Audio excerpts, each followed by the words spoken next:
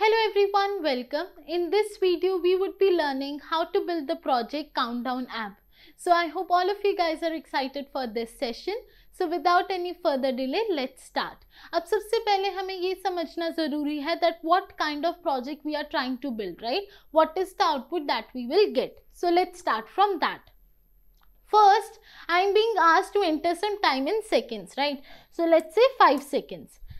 5, 4, 3, 2, 1. The countdown is over.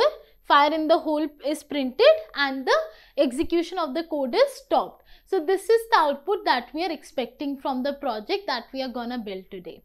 So let's start and move forward with the logic now. Okay.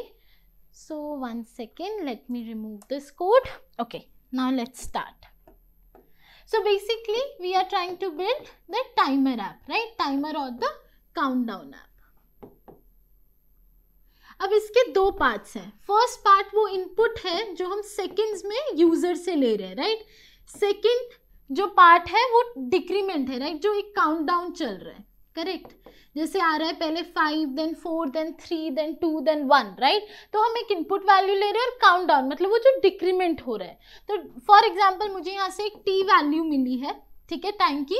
So over here the time is getting डिक्रीमेंटेड by the value of 1.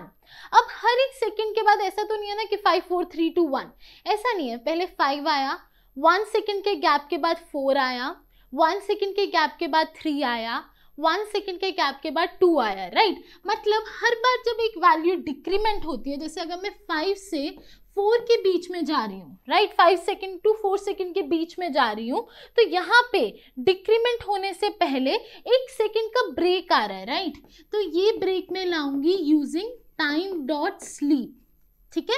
तो यहाँ पे मैं क्या करूंगी, आपके पास पहले 5 था, ठीक है. अब आप डिक्रीमेंट करने वाले हो, बट डिक्रीमेंट करने से 1 सेकंड पहले आपको 1 सेकंड स्लीप करना है, ठीक है.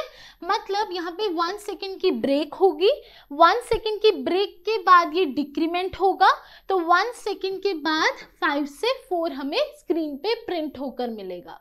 ऐसा ही जाएगा जब तक 1 पे नहीं आ जाते, क्योंकि जैसे ही हम 1 पे आएंगे तो स्क्रीन पे क्या प्रिंट हो जाएगा, काउंटडाउन इज ओवर. जैसे ही हम 1 पे आ जाएंगे स्क्रीन पे प्रिंट हो जाएगा the countdown is over. Now for doing this, okay, for doing this what do we need to do, we need to import a module which is time, ठीक है. और जो टाइम मॉड्यूल है ना, ये पाइथन में प्री इंस्टॉल्ड नहीं मिलेगा लाइब्रेरी में. तो आपको क्या करना पड़ेगा, you need to go to cmd, that is the command prompt. Over here you need to write pip install time, ठीक है. जब आप pip install time लिखोगे तो ये टाइम मॉड्यूल इंस्टॉल होगा पाइथन की लाइब्रेरी में, फिर आप उसे यूज कर पाओगे, ठीक है. अगर आप ये नहीं करते और डायरेक्टली इंपोर्ट करके यूज करने का ट्राई करोगे, आपके कोड में एरर आ जाएगा जब आप उसे रन करोगे. So make sure that you perform this step before importing the module. Okay, so I hope the concept and the logic behind the project that we are building today is clear. Now let's move forward and let's build it together. So give me 1 second.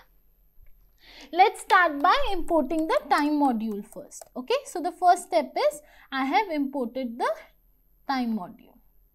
Okay, next हम क्या करेंगे, next हम लोग एक function create करेंगे which is def countdown. Okay और यहाँ पे हम लोग एक पैरामीटर लेंगे विच इज टी, एंटर, ठीक है. अब यहाँ पे हम लोग एक वाइल लूप सेट करेंगे, while T colon enter minutes comma seconds, ठीक है, इक्वल टू div मोड, ठीक है. यहाँ पे आएगा t कॉमा 60, ठीक है, एंटर. नेक्स्ट हम लोग टाइमर को प्रिंट कर रहे हैं, राइट. जैसे आ रहा था लिखा हुआ स्क्रीन पे 00:05 00:04, राइट. तो हम उस वे में आउटपुट चाह रहे हैं. So over here let's do that. 1 second, let's do that. Let's go here. Okay, now next it is dot format, okay, minutes comma seconds, okay, enter. Next हमें ये प्रिंट करना है, so print timer, okay, comma end equal to tab, right, हमें space चाहिए. Enter. Next time dot sleep, 1 second का break, right. उसके बाद हम क्या करेंगे, enter t equal to -1, sorry minus equal to 1 the decrement, right. उसके बाद हम क्या करेंगे, हम लोग प्रिंट करेंगे countdown is over, right. Countdown is over, ठीक है. उसके बाद हम लोग इनपुट लेंगे t के लिए, so t equal to input circular brackets, enter time in seconds, okay, enter time in seconds, ठीक है. उसके बाद हम क्या करेंगे, एंटर, और हम लोग मेन फंक्शन को कॉल करेंगे, ठीक है. यहाँ पे हम लोग टाइप कन्वर्जन कर रहे हैं. जो भी इनपुट मुझे मिलेगा I need that in integer form, right. मुझे स्ट्रिंग में अगर किसी ने इनपुट दे दिया FIVE, that is wrong, right. I need an integer value for the input. Okay, now let's see if my code is working properly or not.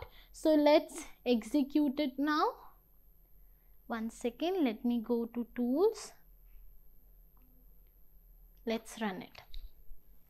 Enter time in seconds. So let's say 5 seconds. See, 5, 4, 3, 2, 1. Countdown is over. So like this we can build our own countdown app, and I hope this session was helpful and you guys have enjoyed it. If you guys have enjoyed this session, make sure you click on the like button and do subscribe our channel, and thank you so much everyone for joining me today. Thank you.